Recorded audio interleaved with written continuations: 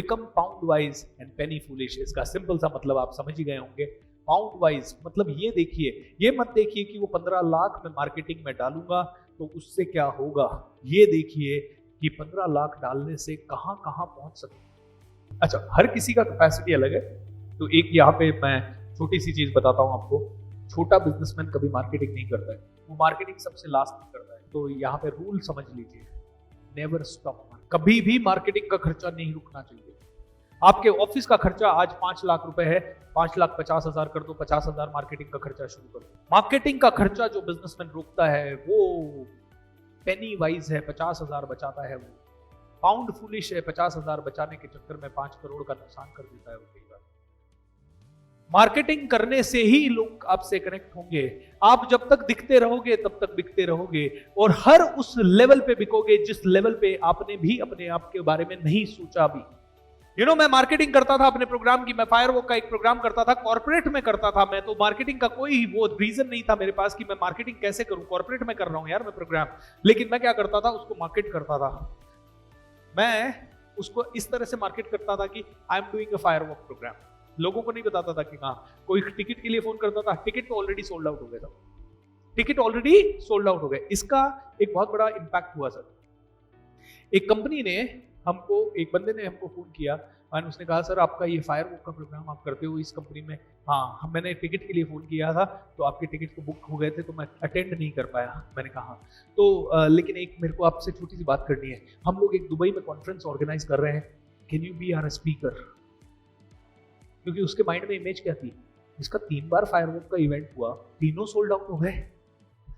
और दूसरी चीज, एक और चीज मैंने की सर, जैसे ही मान लीजिए मेरे पास 10 लोग हो गए कोई इवेंट करने के लिए, उसी समय मैं इवेंट का जो टिकट प्राइस होता था, आज भी आप गूगल पे जाएंगे और इग्नाइटिंग द स्पार्क करके मेरा इवेंट डालेंगे या फिर मेरा डिस्कवर योर विजन डालेंगे तो 5 साल पुराना या 10 साल पुराना पोस्टर आएगा। जैसे मैं मनीष सर, आप लोगों का जैसे बैच हुआ होगा उस समय, या पहले भी मेरे बहुत विजन के सेशन के बैच हुए, तो वो तो सोल्ड आउट हो गए क्योंकि आप लोग ऑलरेडी आ रहे हो। तो मैं वहां पे टिकट प्राइस डाल देता था 40,000 रुपीज फॉर 2 डेज। तो एक आदमी का कमेंट आया, इंडिया में कोई इतना महंगा प्रोग्राम बेचता है, आके देखो हमारा बिका हुआ है। वो बात अलग है कि हमें वो 10 लोग जमा करने के लिए कभी 6 महीने लगते, कभी 12 महीने लगते, लेकिन वो डाल देते। मार्केटिंग के खर्चे से मेरे पास एक असाइनमेंट आया दुबई का, और उसके बाद मैंने दुबई के एक असाइनमेंट से 3 निकाल लिए, फिर मेरे पास सिंगापुर के आए। मैं कह रहा हूँ मार्केटिंग का खर्चा आपको कहीं पे भी पहुंचा सकता है। मैं यूनाइटेड नेशंस के ऑफिस में चला गया 14 फरवरी 2020 को, और इंडिया का पहला मोटिवेशनल स्पीकर हूं जिसने यूनाइटेड नेशंस के ऑफिस में कदम रखा। और वहां से जब मैंने स्पीच दी तो यूनाइटेड नेशन के 192 कंट्रीज सदस्य हैं, उन 192 कंट्रीज में मेरा स्पीच लाइव चल रहा था उनके वेब टीम के द्वारा। It was definitely a very big thing. Marketing का इम्पैक्ट। मार्केटिंग हो सकता है वहां से मुझे पैसा नहीं मिला ज्यादा, क्योंकि यूनाइटेड नेशन पैसा नहीं देता। यूनाइटेड नेशन के लोगों ने, वो भी एक एनजीओ के उसमें था, तो उन्होंने मेरा टिकट वगैरह कर दिया, वो सब दिखा दिया। But this was my real, मतलब मैं कहूंगा कि मेरे आज तक के सभी अचीवमेंट्स में से मुझे सबसे प्यारा ये लगता है, क्योंकि वो फीलिंग ही अलग थी जब आप पूरे 192 कंट्रीज के झंडे लगे हुए हैं वहां, उसके बीच में इंडिया का झंडा, उसके नीचे आप फोटो खिंचाते हो, अंदर जाते हो। वो ऑर्गेनाइजेशन जो पूरी दुनिया का सबसे शक्तिशाली ऑर्गेनाइजेशन है, वहां तक पहुंचना ही एक lovely, that was the biggest achievement. ये मार्केटिंग से मिला। कहां बिठा देगी मार्केटिंग पता नहीं। मेरे पास प्रियेश भंडारी करके एक पर्सन है, उसका फोन आया जोधपुर से, hey Bhupendra, I heard that you are a very good speaker. I said yes sir, we are organizing a Rotary event in Ajmer, can you be our guest? मैंने कहा सर मैं तो अजमेर से ही हूँ। कब आ रहे हो अजमेर? यार मैं आ रहा हूँ। ठीक है, गया मार्केटिंग से। रोटरी का एक छोटा सा इवेंट था, एंड उसके बाद नेक्स्ट इवेंट जो उसने करवाया उसमें सीधे ही Lara Dutta chief guest, and I was also a good speaker. देखिए मार्केटिंग से कहाँ पहुंच जाता है। अगर मैं पैसा देके लारा दत्ता को इधर बुलाऊं ना, आज वो 20 लाख 25 लाख 40 लाख पता नहीं क्या लेगी, हमारा राइट, और एक इवेंट का। लेकिन जब ऐसा होता है तो फ्री में मार्केटिंग में हो जाता है। Marketing is the game which can help you reach to anybody. आपको नहीं पता कि आपका एड देखने के बाद कौन आपको नोटिस कर रहा है, आपको नहीं पता कि आपके छोटा सा मार्केटिंग करो, कोई बात नहीं, 100 लोग जाने आपको, आपका उद्देश्य ये, भले कोई बात नहीं, बड़ा पैसा खर्च मत करो, लेकिन ग्रेजुअल मार्केटिंग करो। ग्रेजुअल मार्केटिंग मतलब इस महीने हम 10,000 खर्च कर सकते हैं, तो अभी 10,000 को हम मेंटेन करेंगे अगले 6 महीने, और 6 महीने बाद हम 12,000 खर्च कर सकते हैं, तो 12,000 को मेंटेन करेंगे। मतलब बार बार दिखते रहो उन लोगों को उन जगहों पे जहां पे आप जरूरी है। सो मार्केटिंग बहुत बड़ा टूल है। लोग मार्केटिंग करते नहीं, ओ मार्केटिंग कैसे करूं, 10,000 चला जाएगा, 10,000 में तो 2 ही इंक्वायरी आई। अरे नहीं, 2 इंक्वायरी नहीं आई, तुम्हें 10,000 रुपए में 20,000 लोगों ने फेसबुक पे देखा, 2 इंक्वायरी नहीं आई। तुम्हें 10,000 रुपए में 10,000 लोगों ने देखा, 15,000 लोगों ने देखा, 5,000 लोगों ने देखा। अरे मैंने होर्डिंग लगवाया, 1 लाख रुपए 1 महीने के लग गए, लेकिन एक भी इंक्वायरी नहीं आई। अरे मैं तो बर्बाद हो गया। अरे तुम बर्बाद नहीं हुए, तुमने जब होर्डिंग लगाया तो उस होर्डिंग के नीचे से कम इंदौर का आधा जनता निकल गया, और उस आधी जनता में से कम 500 लोगों ने भी तुम्हें देखा, तो उसके माइंड ने वो चित्र खींच लिया। माइंड, आपका सबकॉन्शियस माइंड बहुत पावरफुल है दोस्तों, हर किसी का वो चित्र खींच लेता है। लेकिन जो आदमी सोचता है मार्केटिंग खर्चा है, वो कभी होर्डिंग लगवाने की, वो कभी रेडियो पे ऐड करने की, वो कभी भी न्यूज़पेपर में ऐड करने का हिम्मत नहीं कर सकता। एक एग्जांपल है, मार्केटिंग नेवर स्टॉप्स। मैंने देखा है बिजनेसमैन कई ऐसे होते हैं जो दिवाली पे या होली पे या अपने स्टाफ को पूरे साल में एक डिनर नहीं करवाते, अपने स्टाफ को एक डिनर नहीं करवाते साल भर में, क्योंकि वो कहते हैं ओ डिनर का खर्चा, इनको मैं पहले ही सैलरी दे रहा हूं, ये पहले ही काम नहीं करते। अरे वो इसीलिए काम नहीं करते क्योंकि वो पिछले 5 साल से तुम्हें देख रहे हैं, तुम कितने कंजूस, कितने चिंदी हो। एक बिजनेसमैन अपने कस्टमर्स को, अपने एम्प्लॉइज को, अपने वेंडर्स को, अपने सप्लायर्स को, अपने इन्वेस्टर्स को, अपने स्टेक होल्डर्स को सिखाता है कि मेरा वैल्यू कितना है, मुझसे कैसे बिहेव करूं। आप ही सिखाते हो।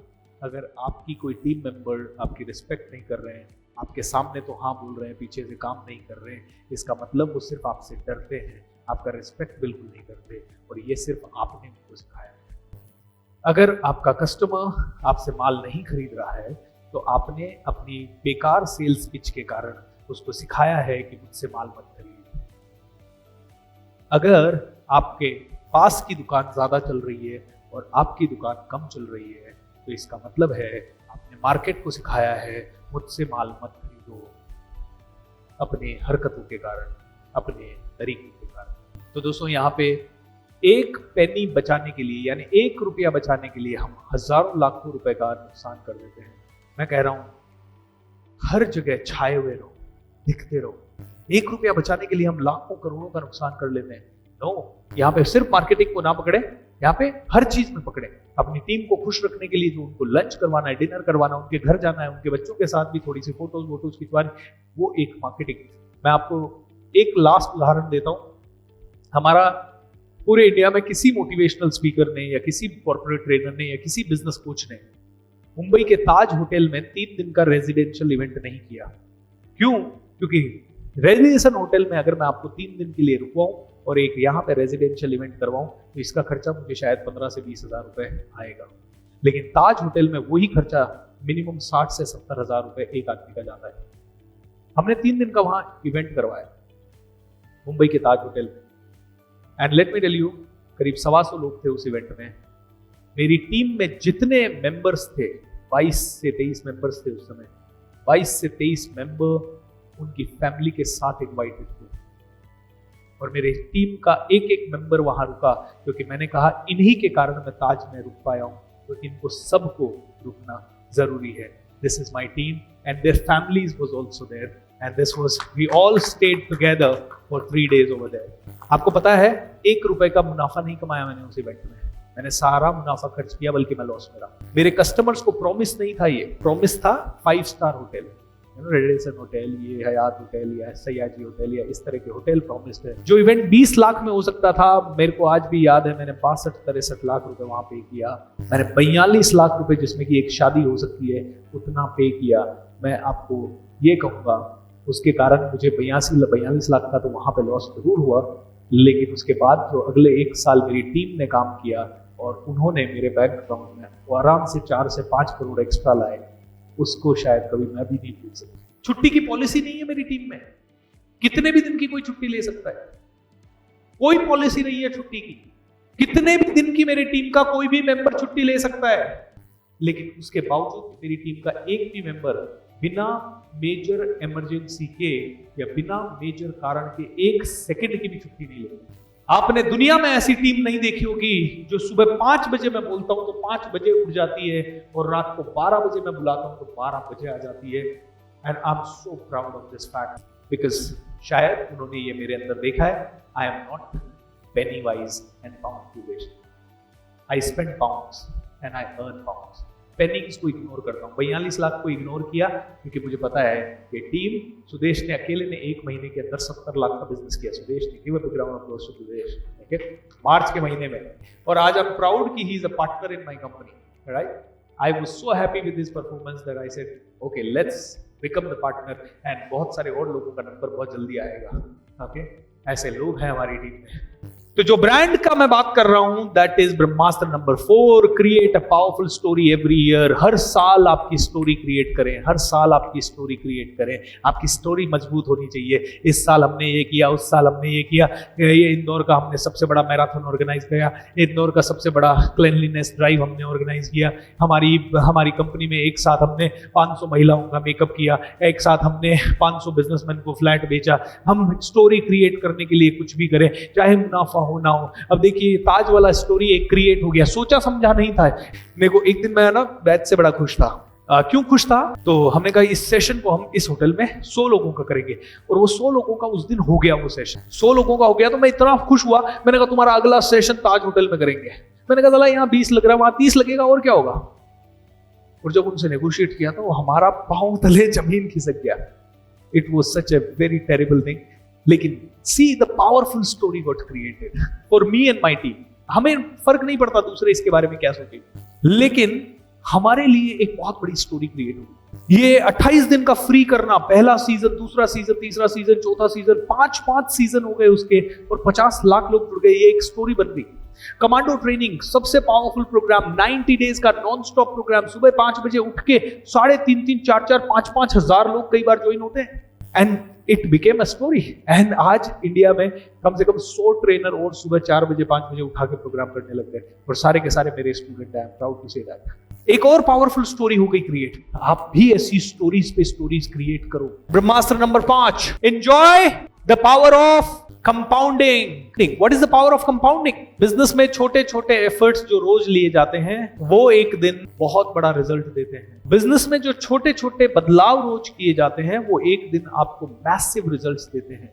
बिजनेस में जो छोटी छोटी विचारधाराएं रोज नई लागू की जाती है वो एक दिन आपको बिलियनर बना सकती है।